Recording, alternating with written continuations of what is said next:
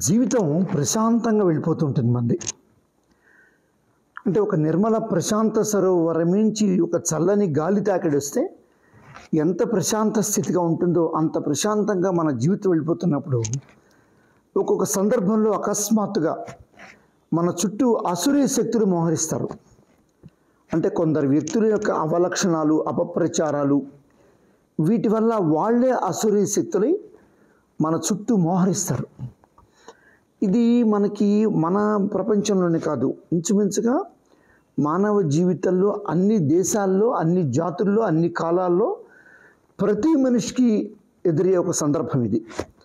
ఈ అసురీ శక్తులు అంటే అవలక్షణం ఎలా మొదలవుతుందంటే అసూయగా మారుతుంది. ఒక ప్రతిభావంతుడు, లేదో గొప్ప వ్యాపారవేత్త, లేదో గొప్ప సినీ నటుడు, లేదో ఒక యాంకరు, లేదో ఒక చక్కటి ఒక శ్రామికుడు, ఇలాగ జీవితంలో వివిధ రంగాల్లో వివిధ భాగాల్లో వెళ్తున్నటువంటి మనుషులకి ఈ అసురీ శక్తులు ఎదురవుతుంటాయి. అంటే ఒక మనిషి ఎదుగుతున్నప్పుడు మనకి చాలామంది ఒక మాట చెప్తుంటారు, ఎదిగేటప్పుడు తొక్కుతారు, ఎదిగాక మొక్కుతారు అంటారు.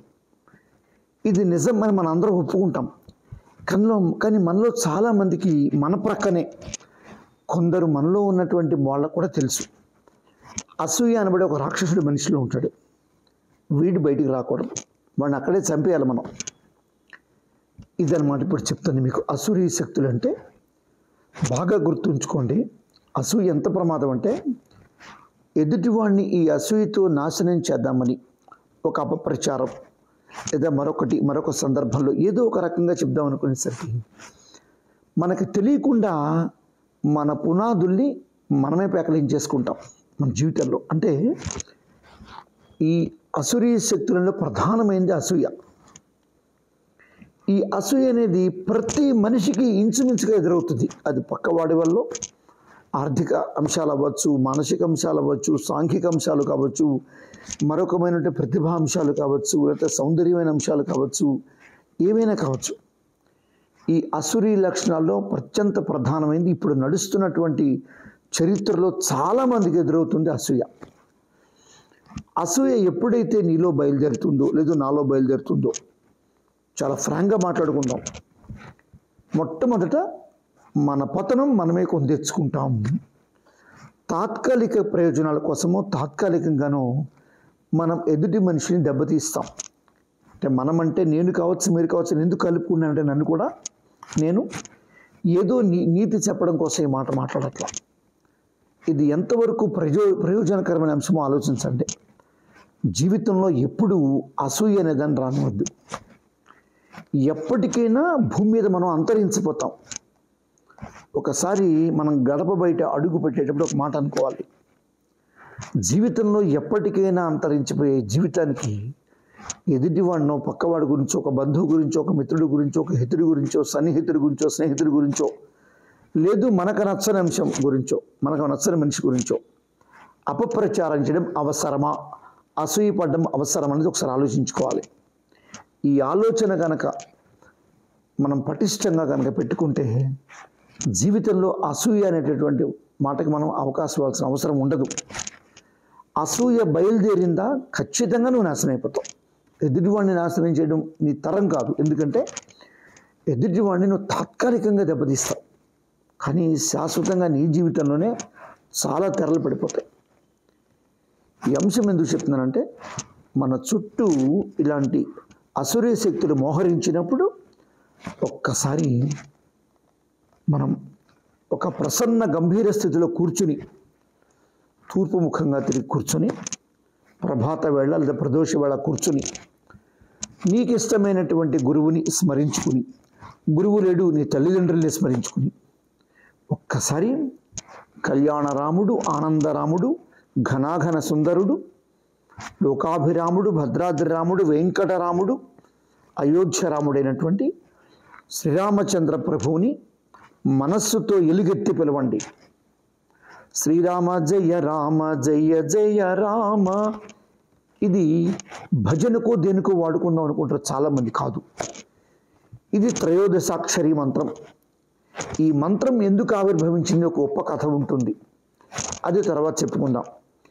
ఇప్పుడు నేను చెప్పిన అంశం ఏంటంటే, ఈ అసూయాపరులు కానీ, లేదు ఏదైనా ఒక ఉద్విగ్న వేళలు, సంక్షుభిత సమయాలు జీవితానికి ఎదురైనప్పుడు, మనశ్శాంతి కరువైనప్పుడు జీవితంలో బాగా గుర్తుపెట్టుకోండి. శ్రీరామచంద్ర ప్రభువుని శ్రీరామరక్షా స్తోత్రంతో పిలవండి. శ్రీరామరక్షా స్తోత్రం అత్యంత శక్తివంతమైన స్తోత్రం ఇది. ఈ స్తోత్రానికి సాధ్యం కానిది లేదు. ఇది ఒక ధనుష్టంకారం. ఇదే సర్వజగద్రక్షా స్తోత్రం. లోక కళ్యాణకర భావనలన్నీ పుష్కలంగా పరిపుష్టంగా నిండి ఉన్నటువంటి మహాస్తోత్రం ఇది. శ్రీ విష్ణు సహస్రనామ స్తోత్రంలో చెప్పినట్టు పవిత్రాణం పవిత్రమ్యో అని మనకి ఒక వాక్యం వస్తుంది స్తోత్రంలో. అంటే పవిత్రకర మంత్రాల్లో పవిత్రమైంది, మంగళకర మంత్రాల్లో మంగళమైంది అంటే అక్కడ. అదేవిధంగా శ్రీ రామరక్షా స్తోత్రం అనేది బుధ కౌశిక మహర్షి ప్రణీతంగా ఈ ప్రపంచానికి, ఈ 14 లోకాలకు అందినటువంటి ఒక మహానామ స్తోత్రం ఇది. ఈ మంగళ స్తోత్రం చదివేటప్పుడు నేను ఫలానా సమయంలో చదవాలా, ఫలానా మడికట్టు కూర్చోవాలా, లేకుంటే ఫలానా వ్యక్తితోనే చదవాలా, లేదు బృందాలుగా చదవాలా, లేకుంటే ఇంత బీజాక్షరాలు ఉంటాయండి, లేదంటే ఎవరైనా చెప్తారు దక్షిణ ఎంత ఇవ్వాలండి, లేదు ఉపవాసం చేయాలండి, ఇన్ని అనుమానాలు పెట్టుకోవద్దు. శ్రీ రామరక్షా స్తోత్రం గురించి నేను నెక్స్ట్ ఎపిసోడ్లో చెప్పబోతున్నాను. దీనికి ముందు ఈ మాట ఎందుకు చెప్పానంటే, ఇలాంటి అసూయాపరులు వాళ్ళ యొక్క శత్రుఘాతక ప్రయోగాలు నశించడానికి ఒక అత్యద్భుతమైన స్తోత్రం ఇది, శ్రీ రామరక్షా స్తోత్రం. ఒక్కసారి భద్రాద్రి రాముడినో అయోధ్య రాముడినో కనుల ముందు దర్శింపచేసుకుని కనులు మూసుకోండి. ఒకసారి ఆ రామభద్రుడిని స్మరించుకోండి. ఒక్కసారి శ్రీ రామరక్షా స్తోత్రాన్ని పారాయణం చేయండి. ఈ పారాయణంతోనే మీకు అంటే ఈ స్తోత్రం ఎంత గొప్పదంటే, ధ్వని ప్రసార మాత్రం చేత ఈ శబ్దవాయు తరంగాలతో దీన్ని గంభీరంగా చదవాలి. మొట్టమొదటి మీరు బిగ్గరగా చదవాలి. కేవలం మౌనంగా కూర్చొని చదువుకుంటా ఉండి అంటే కాదు. ఈ 14 లోకాల్లో ఎక్కడ రామచంద్ర ప్రభువు ఉన్నా మీ స్తోత్రాన్ని హనుమంతుడు తీసుకెళ్ళి ఆయన హృదయానికి ఇంజెక్ట్ చేస్తాడు. క్రమేపీ ఎవరైతే మీ మీద ఎలాంటి ఇందాక చెప్పనే శత్రుఘాతక ప్రయోగాలని అలాంటి ఉన్నప్పటికీ ఏమి చేయలేరు. పైగా రామబాణంకి తిరుగు ఉండదనే మాట నిజం. ఇది నిజానికి ఈ స్తోత్రం గురించి మాట్లాడేటప్పుడు మా తండ్రి గారి గురించి నేను ఒక వాక్యం చెప్పాలి. చిన్నతనంలో మా తండ్రి గారు రాధాకృష్ణమూర్తి గారు, ఆయన మనిషే చాలా ఆజానుబాహులో ఉంటారు, చాలా దెబ్బపండు ఛాయ, చాలా ఆకర్షణీయంగా ఉంటారు. తండ్రిని నేను పొగుడుకోవడం కాదు. చిన్నప్పుడు ప్రసాదం కోసము, లేకుంటే మాకు ఒక 5 పైసలు ఇస్తారంటే 2-3 స్తోత్రాలు అప్పచెప్పడమో జరిగేది. నేను బాగా అల్లరిగా ఉండేవాడిని. అప్పుడు అల్లరిగా అంటే ఎక్కువ అల్లరి చేసేవాడిని. నాన్నగారు యొక్క తపశక్తి నాకు తెలియదు అసలు ఏమీ. అప్పటికే చాలా కాలమే తెలియదు. ఏదో బ్రాహ్మణ సంప్రదాయంలో పెరిగాం, ఏదో పూజ సాధన జరుగుతుంది, మేము పెరుగుతున్నాం అనుకునేవాడిని. కానీ కాలాంతరంలో ఇవి ఎంతటి అద్భుతాలో జీవితంలో నేను ఎదుర్కొన్నటువంటి కొన్ని ఉద్విగ్న వేళలు, సంక్షుభిత సమయాలు, ఆ సమయాల్లో రామరక్షా స్తోత్రాన్ని పారాయణం చేసినప్పుడు ఎలాంటి అద్భుతాలు జరిగాయో నా జీవితమే నాకు ఉదాహరణ. కాబట్టి ప్రతి కుటుంబానికి, ప్రతి వ్యక్తి ఏదో ఒక సమస్య ఉంటుంది. కాబట్టి జీవితం భూమి మీద అశాశ్వతం మనకు తెలిసినప్పటికీ ఉన్నంతలో మనం ఆనందంగా జీవించాలి. ఎవరిని ఇబ్బంది పెట్టే జీవితం ఎవరికి వద్దు. నా వల్ల వద్దు, మీ వల్ల వద్దు, ఎవరి వల్ల వద్దు. కాబట్టి ఒక శాంతియుత సౌఖ్యప్రద జీవితానికి తలుపులు తెరుచుకోవాలంటే ఈ రామరక్షా స్తోత్రాన్ని పారాయణం చేయాలి. మా నాన్నగారు పారాయణం చేస్తున్నప్పుడు చాలా పవిత్రంగా ఆ శబ్దవాయు తరంగాలతో చాలా గంభీరంగా చదివేవారు ఆయన. మేము ప్రక్కనుండి వాళ్ళం, వినేవాళ్ళం. నిజానికి ఆయన మాకు ఇది నేర్పించలేదు. ఆయన చదువుతుంటే మాకు ఇది కంఠస్థం కంటే హృదయస్థం అయిపోయింది. రామరక్షా స్తోత్రం మాకే కాదు, కొన్ని వేల లక్షల మందికి, కోటి ప్రతులు శ్రీ రామరక్షా స్తోత్రాన్ని కోటి ప్రతులు పంచాలనే మహాసంకల్పం అయింది. నేను ఏదో మామూలుగా తీసుకునేవాడిని, కోటి ప్రతులా అనుకునేవాడిని. కానీ ఆయన జీవిత కాలంలో ఆయన కాలం చేసే నాటికి 97 లక్షల, క్షమించండి, 97 లక్షల పైచిలుకు పుస్తకాల్ని ఆయన చాలామంది దాతల, లేదు శ్రీరామ భక్తుల, రామచంద్ర ప్రభు సేవకుల యొక్క ప్రోత్సాహంతో, వాళ్ళ యొక్క ఆర్థిక బలాలు అందించడంతో 97 లక్షల పుస్తకాల పైచిలుకు ఆయన పంచిపెట్టేశారు. ప్రాక్టికల్గా మేమందరం చూసాం అది. ఆ తరువాయి క్రమంలో స్వాతి వారపత్రిక బలరాం గారు వారు ఈ స్తోత్రాన్ని ఈయన కాలం చేసిన తర్వాత, అసలు స్వాతి వారపత్రికలో ఎప్పుడు ఒక స్తోత్రం పూర్తిగా వేయడం చాలా తక్కువ. అలాంటిది ఒక పూర్తి స్తోత్రాన్ని ఆయన 2 పేజీలు పూర్తిగా 1/4 డెమ్మీ సైజులో వచ్చే స్వాతి వారపత్రికలో 2 పేజీలు పూర్తిగా ఈ స్తోత్ర పాఠాన్ని వేసి మా తండ్రి గారి గురించి 4 మాటలు చాలా అద్భుతంగా రాశారు. సో బలరాం గారు అది వేయడంతో కోటి ప్రతులు దాటిపోయింది. ఒక రకంగా పరోక్షంగా చెప్పాలి, ప్రత్యక్షంగా చెప్పాలంటే. ఈ రకంగా ఒక నిఘంటువుల కొలతనికి కూడా అందనటువంటి రామానుగ్రహమే శ్రీ రామరక్షా స్తోత్రం.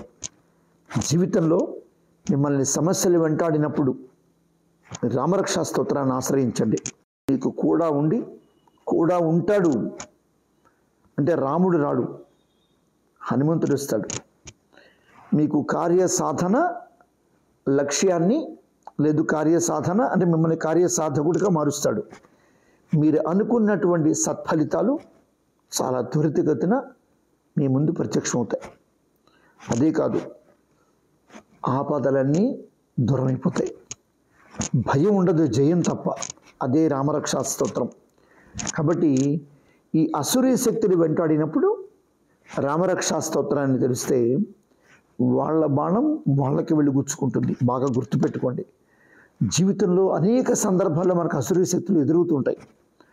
వాటి నివారణ కోసం, అనేక ఆపదల్ని దాటించడం కోసం, జీవితం ప్రసన్నంగా ప్రశాంతంగా సాగడం కోసం శ్రీరామరక్షా స్తోత్రాన్ని పారాయణం చేయండి. దీని యొక్క ప్రధానమైనటువంటి అంశాలు నేను నెక్స్ట్ చెప్పబోతున్నాను. రామరక్షా స్తోత్రం యొక్క అద్భుతమైన ఫలితాలు ఎలా ఉంటాయో మీకు నెక్స్ట్ ఎపిసోడ్లో నేను చెప్తాను. ఈ పలుకులన్నీ ఈరోజు శ్రీరామనవమి సందర్భంగా అయోధ్య నుంచి, భద్రగిరి మించి ఈ హృదయంలోకి రామచంద్ర ప్రభు యొక్క కారుణ్యామృతం వర్షించడం వల్లే ఈ 4 మాటలు నేను మాట్లాడగలుగుతున్నాను. జై శ్రీరామ్.